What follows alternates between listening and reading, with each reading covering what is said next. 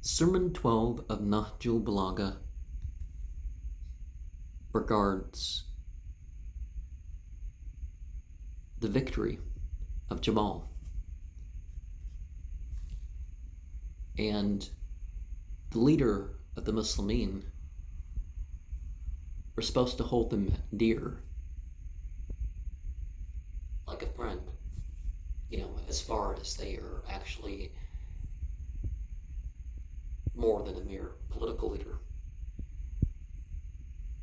And when it came to that battle of Jamal, the people who were to be parents who took part would get their faith increased by that battle. And with saying 12,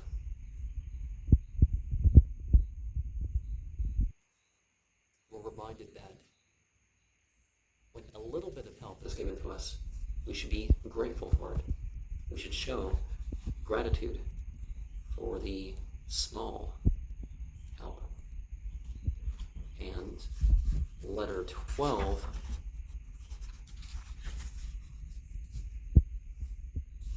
was an instruction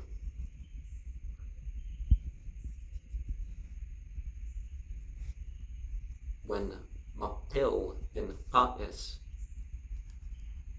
Ri'ahe was sent to Syria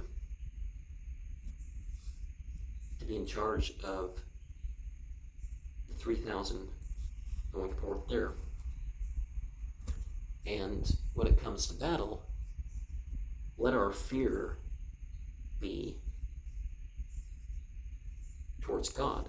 Let us not fight the people who are not fighting us. Now we see elsewhere that you can fight with the oppressed against the oppressor. Another group is attacked, then you can do something. Like those famous verses about the apostates, how you leave them alone unless they're doing one of three things, right? Or as long as they're doing three things. And that definitely involves, they can't be supporting enemies against you. They can't attack you themselves, and they can't be attacking other people. And then later in that chapter, to drive home the point that apostasy is not something penalized by the state, you have this ideal set forth that people can go back and forth and back and forth and back and forth. And then in the end, it would be God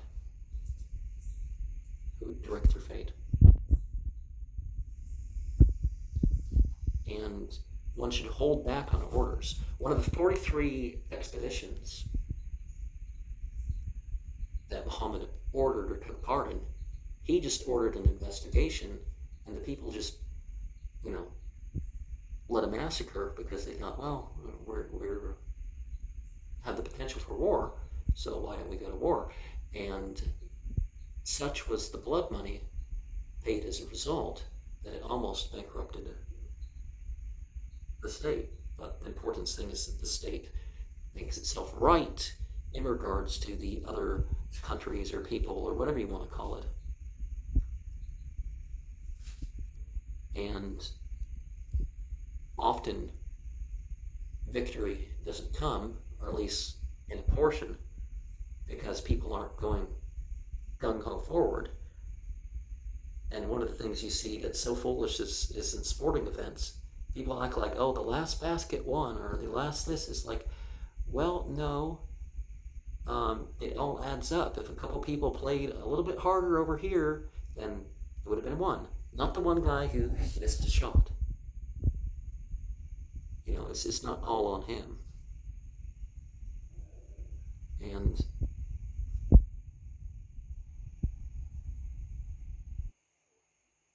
even in the midst of all that, you need to take care of your body. You need to take care of the beast of burden.